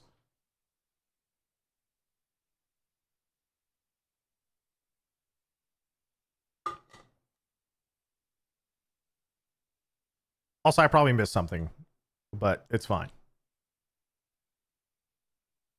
Oh yeah, they're doing their Overwatch 2 Junker Queen Q&A. I will wait for a summary and go over this because the last Q&A I saw was pretty long, and it didn't actually have that much interesting info a lot of the time.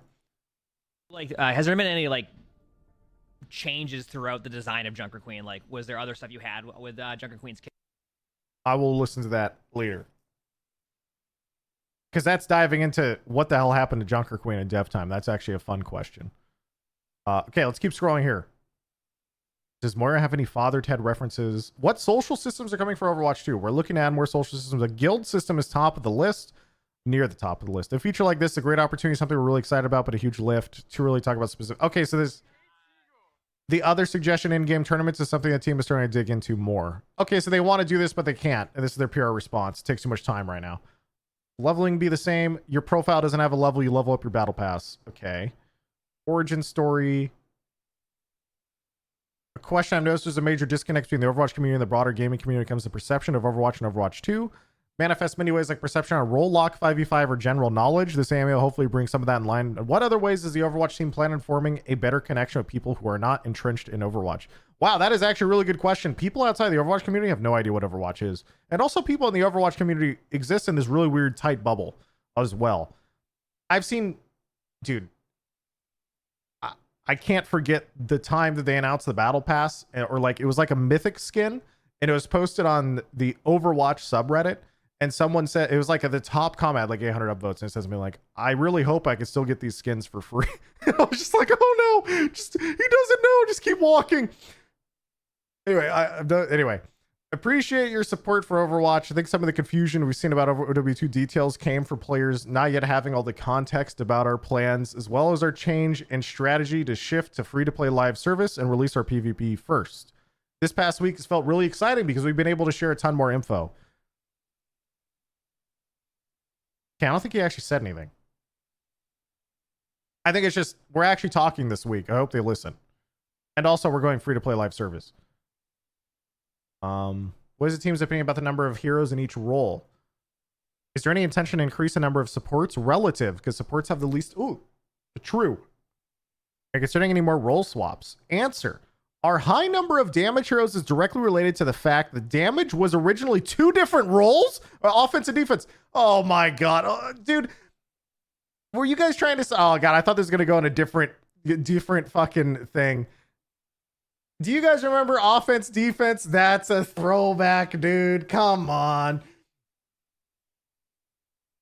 There's another part of this, by the way, that's a very, very interesting response from an old AMA. And just so you know, okay, you guys ready for this? Jeff Kaplan had an AMA response to an old comment in a Reddit AMA. This is years ago, obviously. And it said something like, what's the thing? The question was something like along the lines of like,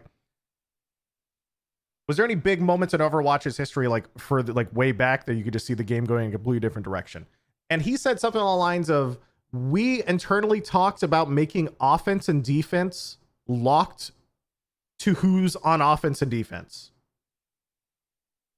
So what he's saying here is true. So imagine if you could not pick Torb unless you were defending on a payload map. It would literally not be possible to play offensive Torb, right? They talked about that early in development because games like that exist. Rainbow Six Siege is an example. Pretty sure, like 99% sure. It's been like a year since I played Siege. I don't think that's changed, right? And so there's games like that where now you wouldn't have direct mirror matchups, right? You'd have actual asymmetrical gameplay. Imagine if you could not have mirror matchups in Overwatch, right? And so anyway, it's interesting to talk about that because what his response, our high number of damage heroes is directly related to the fact that damage was originally 2 different roles, offense and defense. It was never our intent to create a role that had far more heroes than our other 2 roles. We created a role queue. He doesn't say it, but when I realize that answer from Jeff Kaplan years ago, it has a much different take on this because it was literally like offense, defense, and potentially just not mirrored games. What about King of the Hill? King of the Hill back then wasn't in the game. This was like so early on in development time. So early on. Oh my god, someone found a link to it. It's in Dexerto. Wait.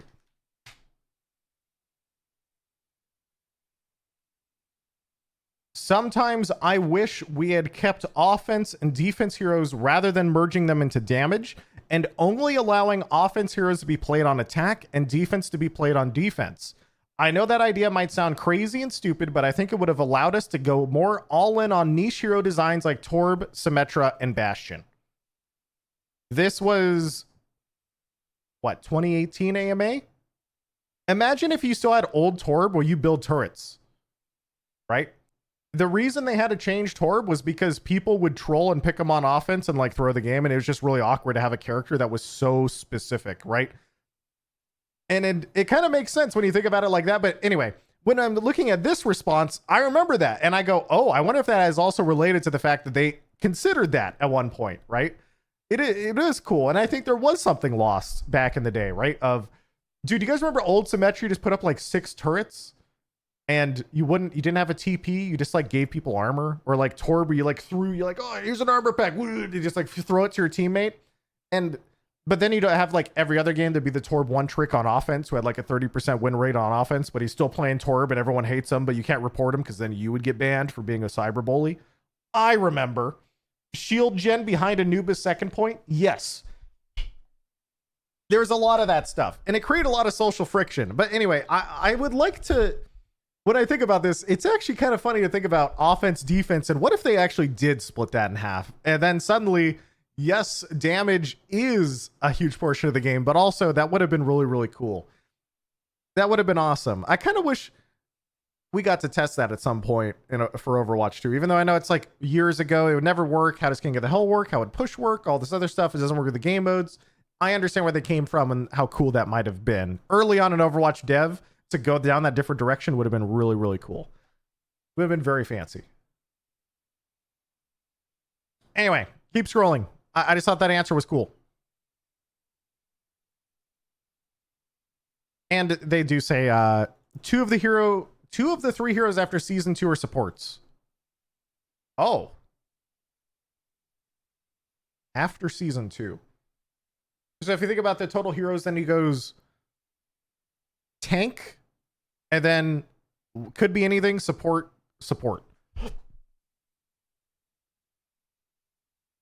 So that is not including the Fox Girl support.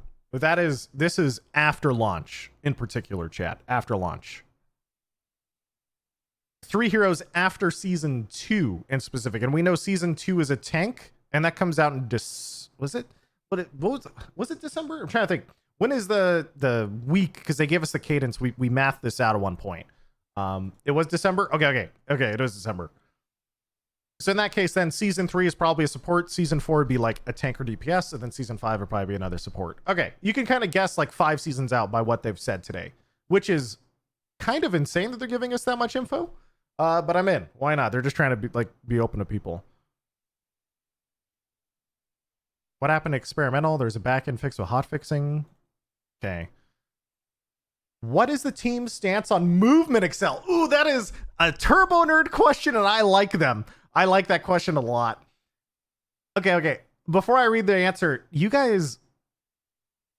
Okay, I'm just going to read it. We actually tried this out early on in Overwatch 2 development. The nice thing about it was it reduced the effectiveness of AD strafe spam. This made hit scan heroes much more consistent with their damage output, which wasn't a problem since we could balance around that. The main problem was that players were so used to how responsive movement feels in Overwatch 1 that it was too jarring to make a big change, and after trying smaller and smaller increments, it kind of got to the point where there wasn't much benefit to aiming, but movement still felt laggy, so we got rid of it.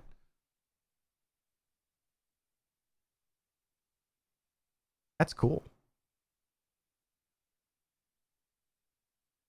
That was actually a really good question, and it makes total sense. That's their fault. Guys, it's the same thing. You can't go backwards. Like, if Overwatch launched with movement acceleration, right? You could tone it down and it'll feel okay, but because it launched without it, anything adding any amount of acceleration to the game now feels like shit. You would feel like you're moving in mud. There is, I think, only 1 or 2 characters that have movement excel in Overwatch 1. Lucio has movement excel. I think Echo might too. Who else? Ephera? Wrecking Ball? Oh, well, yeah, he's literally a ball. Okay, yeah. There's a few. Genji Blade? Maybe? I have to think about it. But anyway, what I mean is the AD strafe spam and stuff like that. Overwatch is actually very, very unique in that way. There is no other game like Overwatch that has insane AD strafe spam to our extent. No other game comes close. And it's because other games like Apex, if you strafe back and forth, you have a period where you slow down and then you change direction, you speed up and repeat. Overwatch is instant. Like a Tracer AD spamming in your face is so fucking hard to hit. It's so intense. And so if you actually think, chat, going into this is actually like a more classic Blizzard thing. If you look at any Blizzard game, they always try to make their inputs very clean, right? So like if you go play WoW, for example, I think this is also a similar idea. Like it is also feels immediate, responsive and everything else. And so they took that into Overwatch as well. And there are weird downsides. So like hitting an AD spamming Tracer is bad, but also it feels way cleaner than any other game that you're going to play because it doesn't have movement excel. And that is actually just no other game's really going to do it because no one's crazy enough to do it. But here at Overwatch, I guess we're crazy enough to do that. So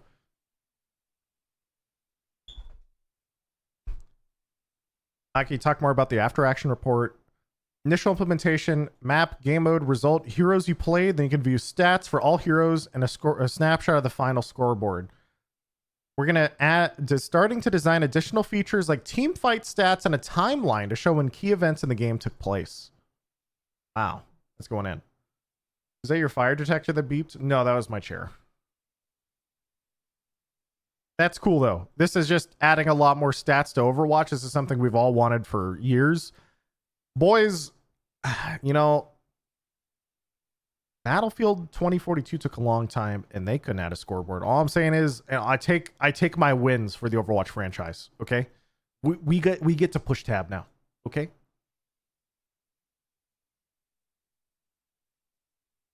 You have a beep for your chair? Yeah, chat. When I back up in my chair, it beeps. It's so I don't run over my cats. It's that easy. Come on, keep up. Will Overwatch 2 increase amount of accessibility? Predecessor will be a single player release. Okay. If we buy the watch point, also says plans to include TTS and speech to text. That is actually cool, by the way. Accessibility is cool. But also, I'm probably not going to use it. Do we get beta access? Yes, you do. Can we get more details on SR or skill rating? We know you're removing a number. How will it work? The conversion of SR to the 5 new sub-tiers is straightforward. Each skill tier was previously 500 SR. Each of the new 5 sub-tiers correspond with 100 SR. So you're previously between 2,000 and 2,100, you're at gold 5. If you were in masters at 3,700, you're master 3. Bronze 5 is 1 to 1,100. Scummercer is just such a troll. He just instantly knows. He's like, yes, that means bronze 5 goes to 1. Yes. That's awesome.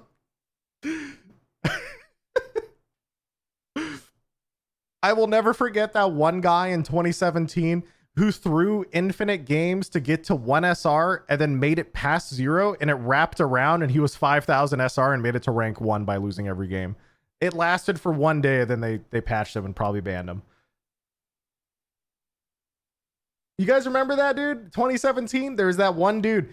There were stories, man. People were like coming out with videos. This is like peak Overwatch days of like the groups of people who were all trying to throw. Okay, this is a wild space in the Overwatch franchise. Okay, like, dude, there's videos about it. Okay. It was like people who were all documenting bronze 1 gameplay, aka everyone trying to go to 1 SR, and everyone was trying to get to 0, right?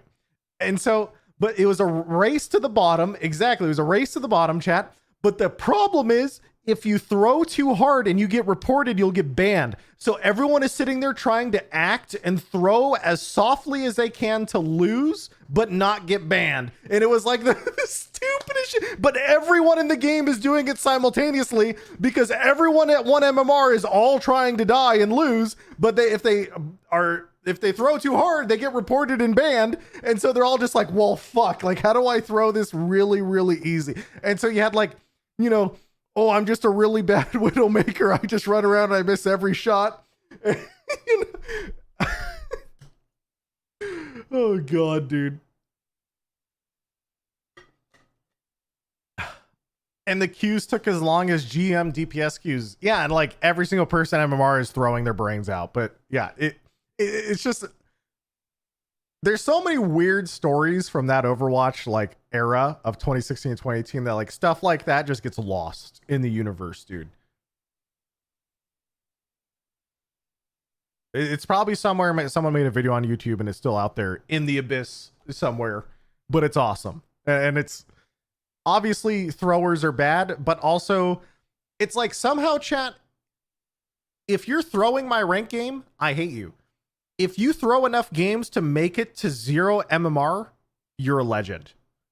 It wraps back around. Like you become a god. Okay.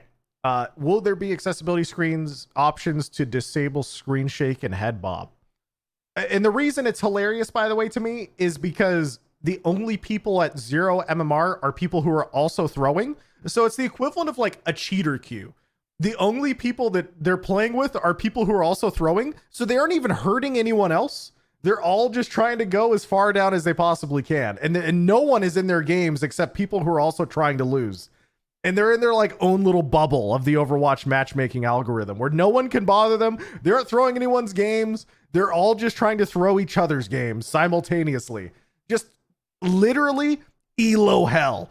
If any normal or rational person went down there, I would like to believe that person is in true elo hell and it is the only one that exists.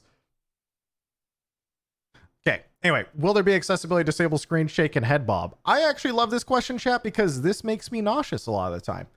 We are currently discussing viable solutions for camera shake. We'll have more info. Thank you. Please let me remove camera shake. Thank you, devs. I hate camera shake. Overwatch a screen shake? It does. It's very subtle. The devs are very, very good about it. There's a few guns that have it.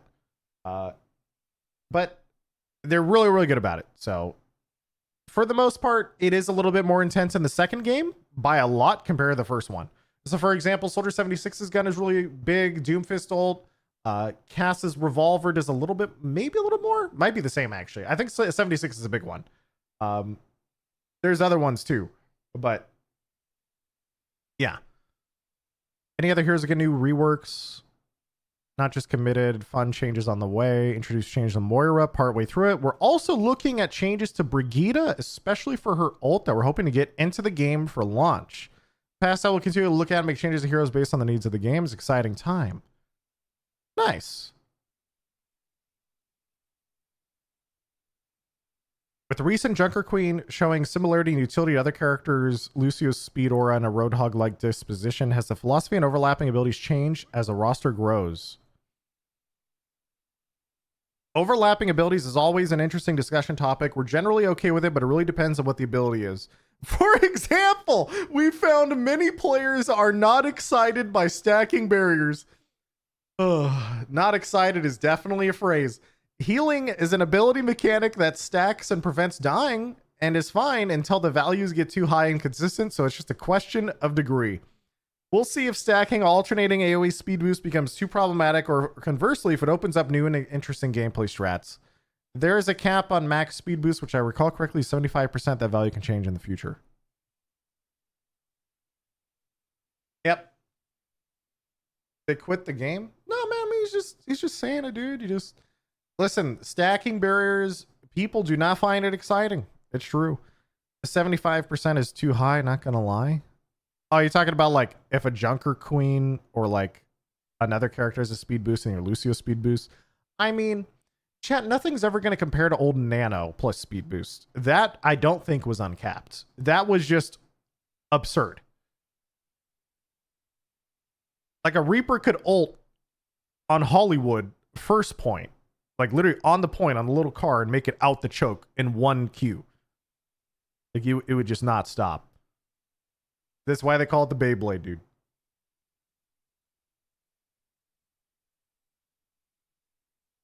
What is the biggest time sink that we as fans might not understand? Oh, this is the PV stuff that we already talked about. The TLDR here is essentially the hero design team is the same team that had to work on the PvE design team for talents in particular, and creating 3 talent trees and builds for like 30 existing characters took a lot of time, and so they didn't have time to build out heroes. Makes sense. We've already talked about that. Went really in depth about it earlier. It is what it is. Okay, is there any... Dude, I covered it all. Oh my god. Going through this faster, by the way. I did. I got to the end, dude.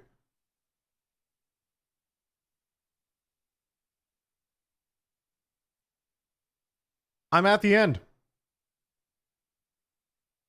Woo. Okay. We're going to listen to this for like a minute. We'll see if it's interesting. Knew that Junker Queen existed, they've been going, hey, when's Junker Queen? When's Junker Queen? When's Junker Queen? And answer, I mean, next week. So it's it'll be a fantastic time, and I'm looking forward to seeing all the videos that come out, the compilations, and everyone's reactions. It's something I'm really looking forward to. Oh my god, he is a cute doggo. Absolutely. It's always fun giving the community what they've been asking for. Yeah, right? Junker Queen's been around for a while too. Like it's been a long time. Like Junker Queen, Junker Queen, is it Junker Queen?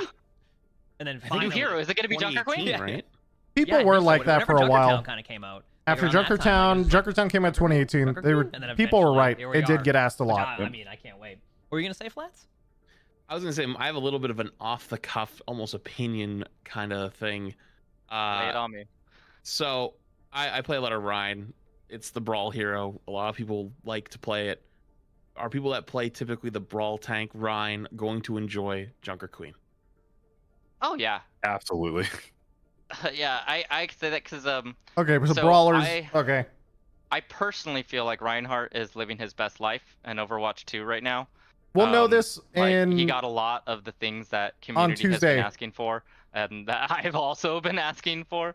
And so like I love that.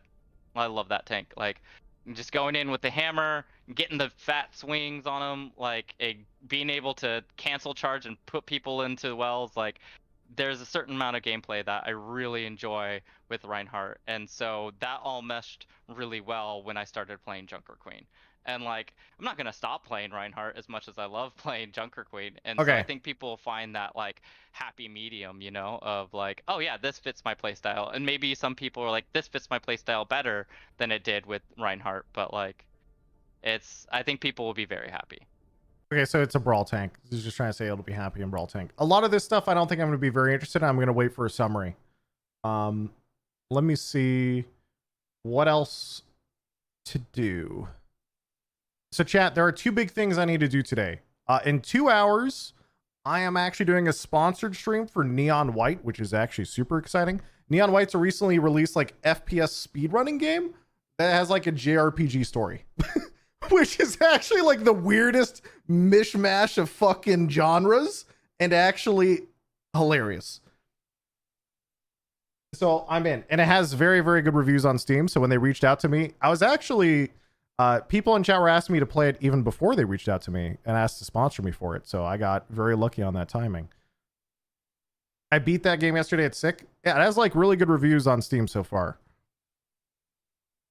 The only thing I've heard is that the dialogue is apparently very cringe, which honestly is not a bad thing. I'm in. So, yes.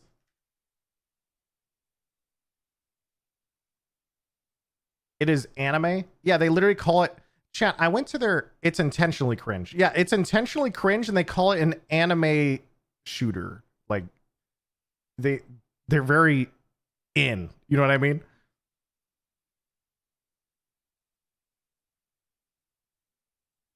Self-aware. Yeah, that's what I mean. I've heard nothing but good things about it, and they offered a sponsor, so we're doing a hashtag ad stream for that.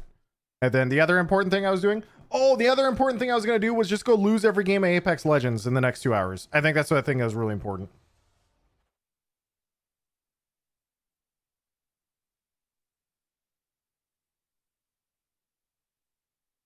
Just got here. How long was the Overwatch stun lock? We went over the entire AMA. I don't know how long I've been streaming. Assume like 2 hours. I don't actually know when I went live. I think we covered everything though. Also, shout out to all the devs who did all the questions and answers. Lead narrative designer, systems designer, there's a lot of big names.